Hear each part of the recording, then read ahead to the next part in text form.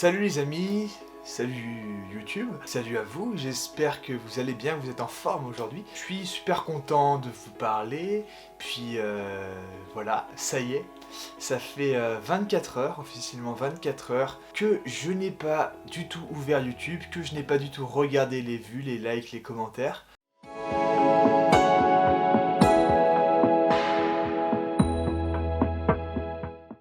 Donc déjà, c'est énorme. Imaginez, c'est énorme. Depuis 24 heures, j'ai désactivé les notifications. Donc je ne vois plus aucune notification de commentaires, de likes. J'ai choisi aussi de supprimer l'application pour éviter d'être tenté. C'est bête, mais des fois, je peux avoir une pensée. Je peux me dire, ouais, grave. Et puis je vais cliquer et je vais regarder. C'était vraiment pas évident. Je me rends compte que finalement, le temps passe très vite. Je peux facilement faire autre chose sans penser à ça. Je peux facilement m'amuser ou me concentrer sur autre chose sans à tout prix avoir besoin de regarder les résultats. Par moments, parfois je m'ennuyais et des fois, dans ces moments-là où je m'ennuyais, je me disais ouais vas-y, regarde, combien de vues ça a fait, est-ce que tu crois que la vidéo ça a marché, est-ce que tu penses que les gens ont kiffé, est-ce qu'il y a eu des commentaires, ou est-ce que comme d'habitude ça marche pas. Je me suis posé plein de questions comme ça, sous la douche et tout, je me suis posé toutes ces questions. Puis je me rends compte que regarder ce serait comme du voyeurisme, c'est-à-dire être curieux de regarder quelque chose mais que ça importerait peu. Et je pense qu'au final, ce que j'ai compris de ces premiers 24 heures, je pense qu'au final, le résultat de la vidéo, le résultat de la chaîne, le résultat de mes créations n'importe peu en fait. Je dirais même qu'on s'en fiche. Je dirais même que finalement les likes, les commentaires, les partages, les revenus importe peu en fait finalement la création. Et c'est vraiment, je sais pas, je m'étais mis une croyance comme quoi quand ça marcherait, ça serait mon métier, et quand ça serait mon métier, je pourrais en vivre, et si j'en vis, je serais super heureux, et si je suis super heureux de ça, ma vie serait mieux. Vous voyez ce côté que ma vie serait mieux quand j'aurais atteint ou quand j'aurais eu quelque chose. Puis ces 24 heures m'ont vraiment permis de me concentrer vraiment sur l'instant des choses. J'ai cuisiné hier soir une quiche, je me suis occupé de mon chat qui s'est fait opérer, donc j'ai été beaucoup plus présent dans l'instant. J'ai monté du coup 2 vidéos, j'ai filmé 2 vidéos, aujourd'hui je suis retourné chez le vétérinaire pour mon petit chat, j'ai refait à manger ce midi. Enfin, je me rends compte que je m'occupe autrement, différemment. Et puis le fait de ne pas regarder mon smartphone toutes les 3 secondes ou être sur les réseaux sociaux, je sais pas, mais ça m'a fait un bien fou. Ça m'a fait un bien fou de juste être présent, d'être là, de juste être là dans l'instant, et de pas avoir cette sensation de me comparer ou d'être dans une compétition. Que j'ai vraiment du mal avec ça, avec cette notion de notification, de résultats et d'être tout le temps surconnecté, fait que j'ai l'impression j'ai l'impression d'être en compétition avec moi-même, hein, certainement, et que je dois atteindre quelque chose, que je dois arriver à un certain endroit, parce que si j'y arrive, j'aurai de la valeur, je serai quelqu'un d'important. En fait, je crois que je me rends compte que je m'en fiche, en fait. C'est pas du tout important pour moi. Le plus important, c'est de me sentir bien. Et de faire ça me procure le plus grand bien. C'est des choses, habituellement, que je faisais déjà d'autres actions dans la vie. Hein. Je faisais déjà à manger avant, je faisais déjà d'autres actions. Mais j'ai l'impression que le fait de ne pas regarder toutes les 3 secondes, toutes les 2 minutes les retours, et mon téléphone sur ça, fait que je me sens moins oppressé, moins anxieux, moins à vouloir aller vite, à vouloir à tout prix réussir, à vouloir du résultat ou que ça marche.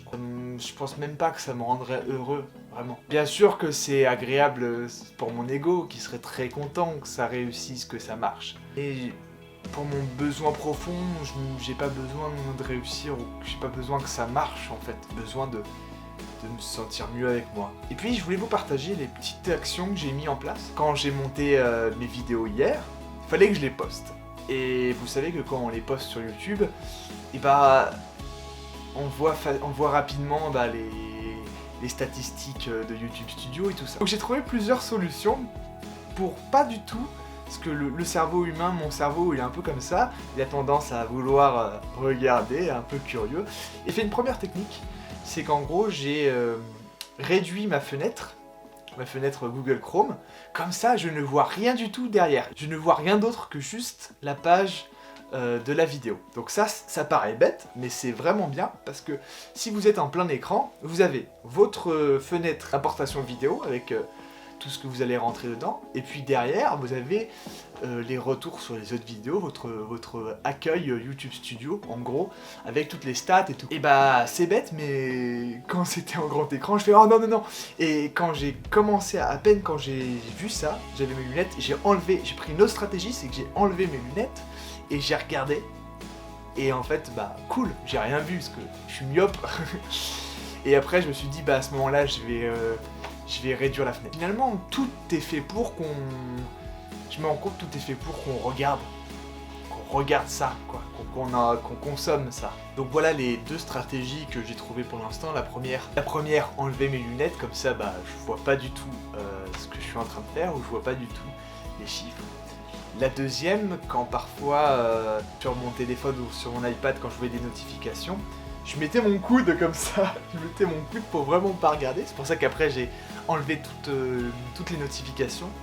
Et j'en ai plus du tout maintenant, j'ai enlevé dans les paramètres. Donc voilà, la technique du coup d'enlever les lunettes et redresser la fenêtre. C'est vrai aussi, j'ai une grande peur, j'ai peur que... Voilà, je sais que c'est bon pour moi, je sais que ça me fait du bien, que ça m'aère l'esprit, que je me concentre sur autre chose que sur les résultats, que sur le produit fini.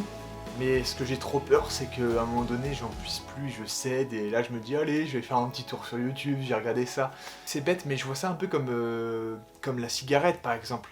Quand j'étais fumeur à 100%, on va dire, et bah, il n'y avait pas un jour où je fumais pas entre 7 à 8 cigarettes par jour.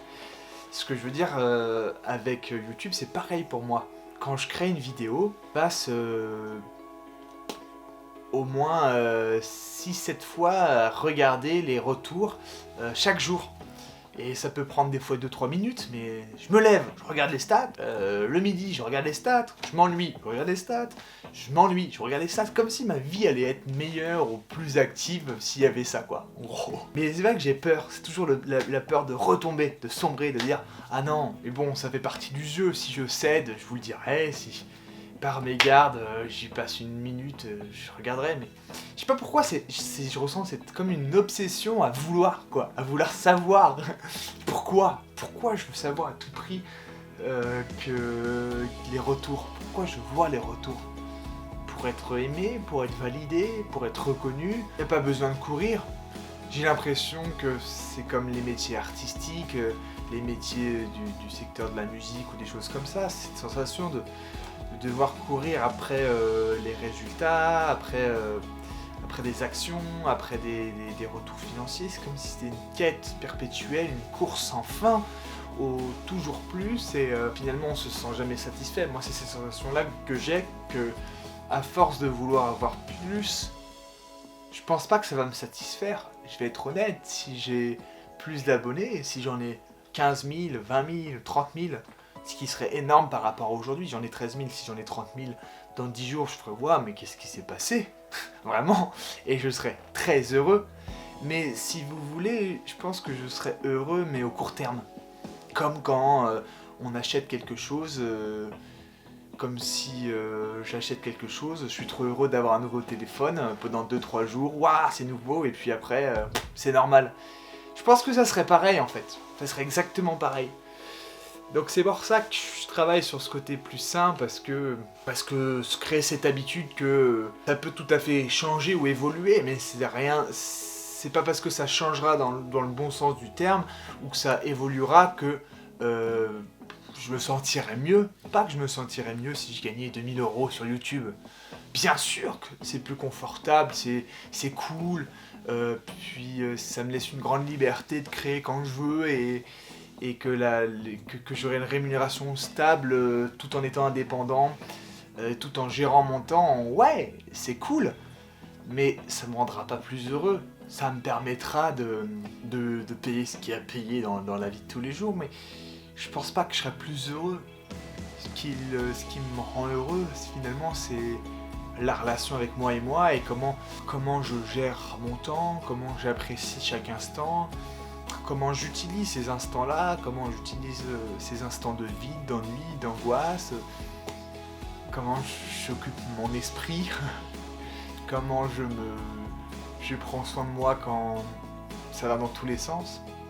Et vraiment ce que je comprends depuis ces 24 heures, je comprends un peu de ça, que finalement la beauté de la vie c'est l'instant présent, le maintenant, et le fait de dire maintenant je suis vivant, c'est bien. Maintenant je joue avec mon chat, c'est bien. Je fais à manger, c'est bien. Je me repose, c'est bien. Je lis, c'est bien. C'est cool, enfin... Je fais rien, c'est cool. Je marche, c'est cool. Vraiment ce côté un peu plus retour aux sources, ce côté plus bien-être, revenir à mes besoins prioritaires finalement. Et que quand je me rappelle pourquoi j'ai commencé les vidéos à l'époque, c'est en aucun cas pour checker les vues tous les jours et pour réussir, même s'il y en a certains dans ma communauté ou dans les commentaires qui pensent que je fais ça pour réussir et pour que ça marche. Bien sûr, vu que je suis addict à la reconnaissance, j'ai envie de réussir, que ça marche et j'ai trop envie, ça me ferait trop kiffer. Mais c'est un bonus en fait, c'est un bonus pour moi en fait, je m'en rends compte. Faut pas que je le place en priorité, une priorité. Comme pourquoi j'ai fait du théâtre à la base et pourquoi j'ai fait des vidéos, c'est parce que j'ai kiffé. J'ai kiffé très jeune le théâtre, le fait d'être sur scène, j'ai trouvé ça dingue. Puis j'ai voulu garder ça, garder ce côté un peu comédien, jeu d'acteur, j'ai voulu le conserver. Et je me suis dit quoi de mieux que le conserver dans une boîte, avec un appareil photo. Et puis au final, j'ai commencé à créer des vidéos sur cet axe-là. Et puis avec le temps, toute cette pression de ça a marché, ça marche plus, je suis plus dans les clous, il y en a des meilleurs que moi, bien de toute façon c'est la vie quoi, c'est la vie. Mais après c'est comment j'ai envie de gérer ça, comment je veux vivre ça. C'est vrai que s'il faut que moi dans 5 ans je fasse encore des vidéos, mais je les fasse hors compète et que ça prenne pas de vue, et bah, du moment que je me sens heureux finalement. Ouais, je vous le dis aussi à vous, qui certains pensent que après 12 ans, qu'avoir que 13 000 abonnés fait que ça marche pas pour moi, bah, je vois pas en quoi ça marche pas en fait. Y a pas besoin que ça marche. Y a pas besoin que ça marche. La preuve, tout ce que je fais depuis toujours sur YouTube, je fais beaucoup d'échecs. La majorité de beaucoup de choses que j'ai fait ne fonctionnent pas forcément. Mais pourquoi il faudrait que ça fonctionne? Je me le demande. Pourquoi il faudrait que ça fonctionne? Puis pourquoi il faudrait aussi que je plaise à tout le monde, hein? Il y en aura toujours des gens qui commentent négativement. Donc tout ça pour dire que ce que je comprends, c'est de revenir à moi, de revenir aux bases, et de revenir aux bases de pourquoi je fais ça. Et c'est pour ça que j'ai décidé d'enlever ce surplus d'addiction, de compulsion qui sont très fortes en ce moment dans ma vie, et vu que je suis quelqu'un avec un trouble bipolaire et TDAH, qui sont pas encore vérifiés mais c'est en cours, je suis accompagné par pas mal de personnes sur ça, et bah ça c'est pas toujours facile à vivre. Voilà, c'est pas toujours facile à vivre, j'ai l'impression que aujourd'hui j'ai 27 ans, c'est beaucoup plus problématique que quand j'en avais 16. Que ça s'est un peu dégradé, que c'est parti un peu plus dans un côté extrême où... Alors qu'à la base, comme je vous dis, j'ai pas besoin, hein, si je m'écoute, j'ai pas besoin de ça, mais le trouble, la maladie, tout ça, en a besoin. Donc faut que je vive mieux avec ça, quoi. J'apprenne à mieux vivre avec ça. Et la base de la création pour moi, à la base, c'est de faire ça parce que j'aime partager.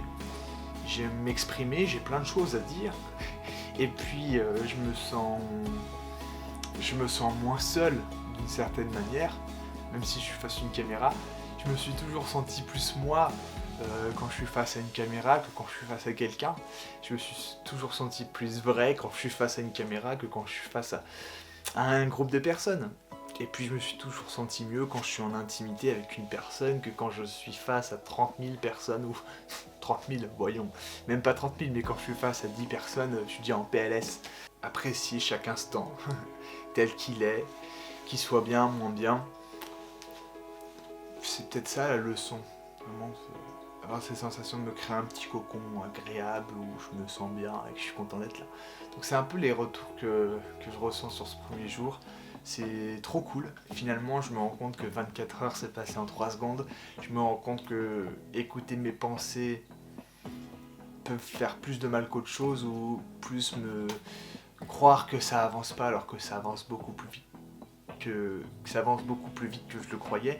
Et surtout, si je me concentre sur des choses, quelles qu'elles soient, sur l'instant, sur ma respiration, sur faire à manger, sur regarder un film, et je me concentre sur plusieurs choses comme ça, bah, j'ai l'impression que finalement je me connecte à l'énergie de faire les choses, à l'énergie du moment, et j'oublie un peu les compulsions. Je mets de côté un peu les compulsions. Ces compulsions un peu d'impatience, de vouloir tout de suite, d'être super connu, et super riche, tout ça. Puis ça me ramène au fait, au côté que je suis quelqu'un juste simple, je suis simplement moi, et que j'ai pas besoin d'être quelqu'un d'autre pour exister, ou quelqu'un qu'on souhaite que je sois, être quelqu'un que l'on attend que je sois. Je vous dis à demain. Reposez-vous bien, je vais prendre soin de moi pendant ces prochaines 24 heures. Et puis le plus important sur la problématique des compulsions, que je vis tout ça, je pense que le mieux c'est vraiment de pas penser à dans 20 jours, mais de penser au jour le jour. De penser au jour le jour de déjà aujourd'hui je vais essayer d'aller un petit peu mieux.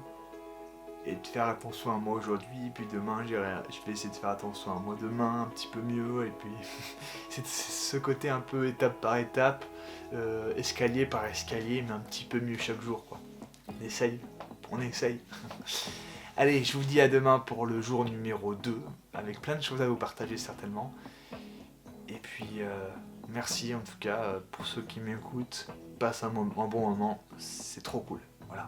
Moi j'en passe un très très bon, et je me sors dans ma petite bulle de sécurité où je me dis